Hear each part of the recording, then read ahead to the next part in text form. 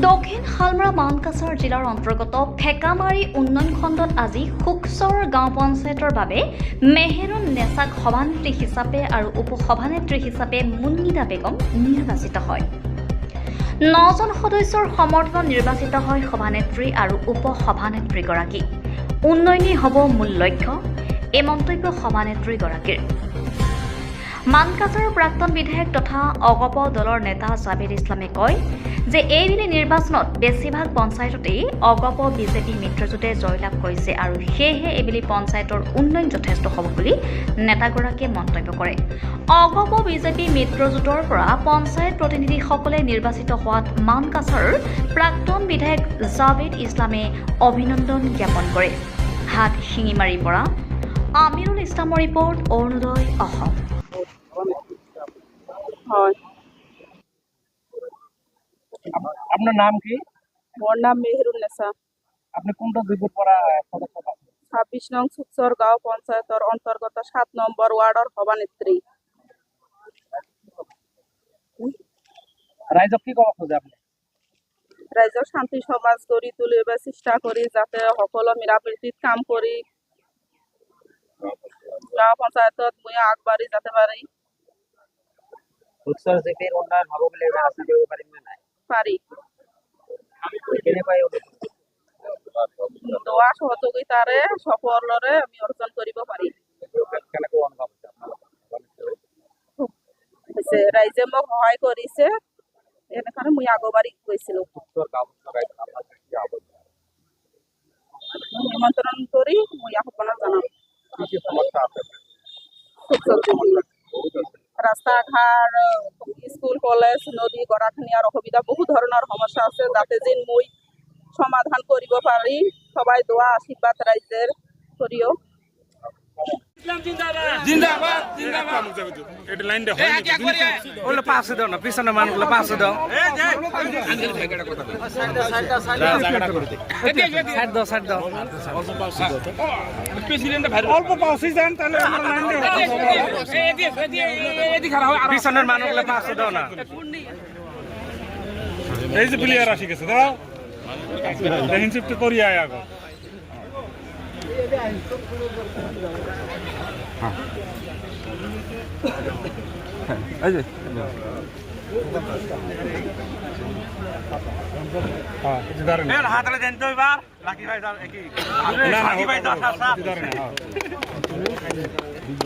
এই পাশে 4 জন তো ওই পাশে 5 জন তো ও ভাই সামনে থাকলে আমরা ভিডিও কি করব? এই মোবাইল সাইড টেনে ভিডিও রে সাইড টেনে রাখ হ্যাঁ মুস্ত দাও পিছনে মানুষগুলো আরো পাশে দাও না, আরো পাশে দাও, পিছনে মানুষগুলো পাশে দাও, পাশে দাও।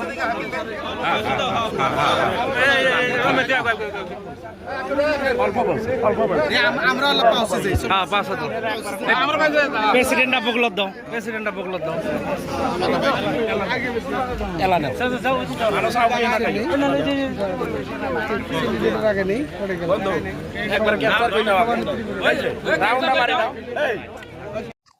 ফেকামাৰী উন্নয়ন খণ্ডৰ অন্তৰ্গত অৰ্থাৎ ফেকামাৰী ডেভেলপমেণ্ট ব্লকৰ অন্তৰ্গত আজি দুখন জিপি গাঁও পঞ্চায়তৰ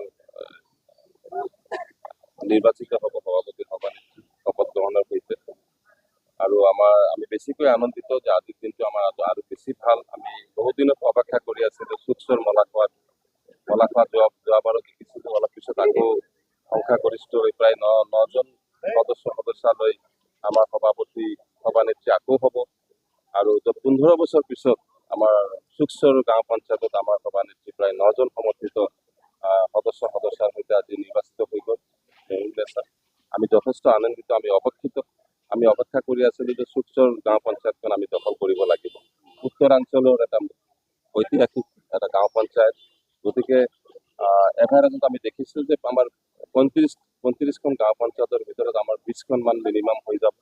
নিৰ্দলীয় যদি পাঁচ ছয়টা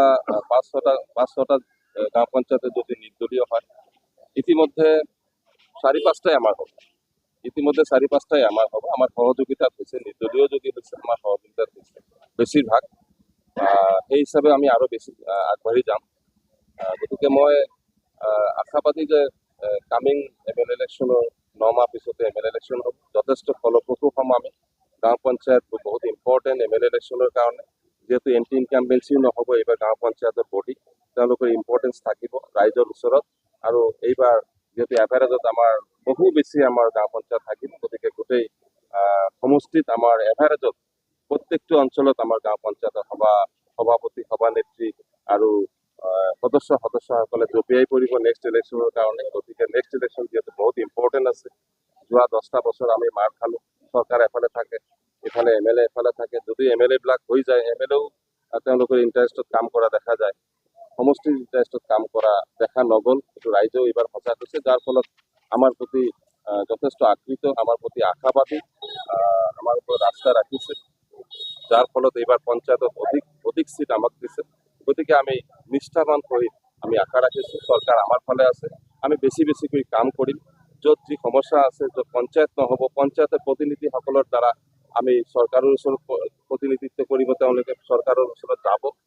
বিগ স্কিম যিবিলাক আছে, ডাঙৰ স্কিম, তেওঁলোকে আমি আশা ৰাখিছোঁ তেওঁলোকে পাৰিব।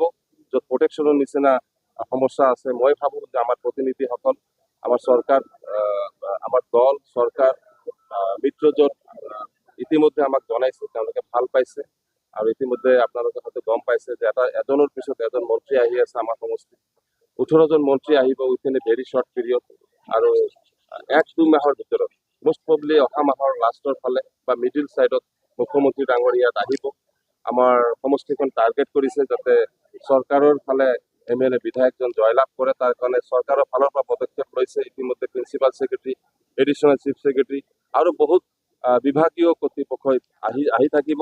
আৰু মন্ত্ৰীসকলে এজনো বাদ নাথাকিব। তাৰ মানে কি, 18জন মন্ত্ৰী within a very short period, কম সময়ৰ ভিতৰত যেতিয়া মানকাছৰ আহিব, নিশ্চয় মানকাছৰবাসী গম পাই যাব যে আমাৰ সমষ্টিখনৰ ওপৰত চৰকাৰে গুৰুত্ব দিছে, দলে গুৰুত্ব দিছে।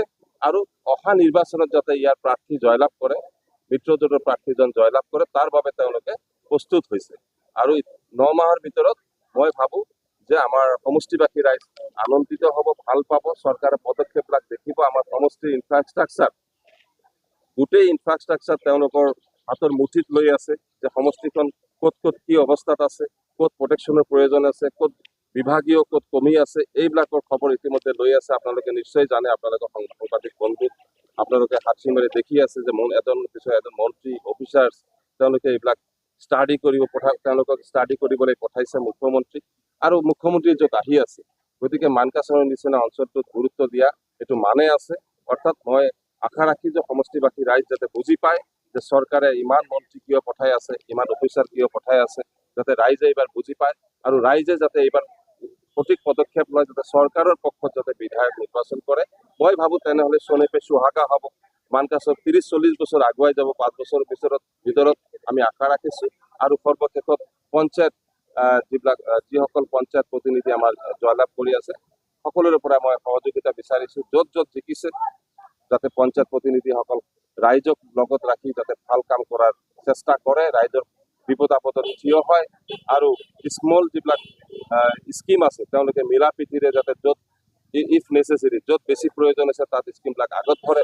এনেকৈ এভাৰেজত যাতে জিপিখন ধুনীয়াকৈ সজাই পৰাই যাতে তুলি ধৰিব পাৰে খুব কম সময়ৰ ভিতৰত, তাৰ বাবে আমাৰ দল আৰু আমি তেওঁলোকৰ লগত আছোঁ। জাভেদ ইছলাম জিন্দাবাদ।